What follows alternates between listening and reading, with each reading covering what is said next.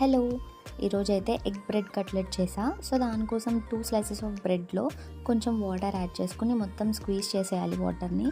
ఆ మ్యాష్ చేసిన దాంట్లో మనం గ్రేట్ చేసుకున్న బాయిల్డ్ ఎగ్స్ని, అలాగే కొంచెం సాల్ట్, పసుపు, garam masala, pepper powder, chilli powder, ginger garlic paste వేసుకోవాలి. అలాగే కట్ చేసుకున్న ఆనియన్స్, చిల్లీ, కొత్తిమీర, కరివేపాకు, అలాగే 1 టేబుల్ స్పూన్ ఆఫ్ కార్న్ఫ్లోర్ కూడా యాడ్ చేసుకుని బాగా కలుపుకోవాలి.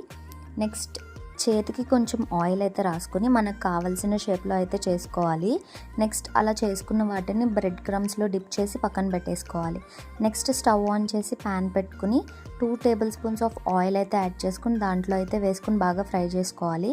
నేనైతే ఇక్కడ షాలో ఫ్రై చేసుకుంటున్నా. ఒక 5 మినిట్స్ ఫ్రై చేస్తే సరిపోతుంది. మిగతా కూడా అలాగే ఫ్రై చేసుకుని పక్కన పెట్టేసుకోవాలి.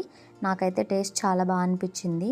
మీరు కూడా ట్రై చేసి ఎలా ఉందో కామెంట్ చేయండి. Thank you.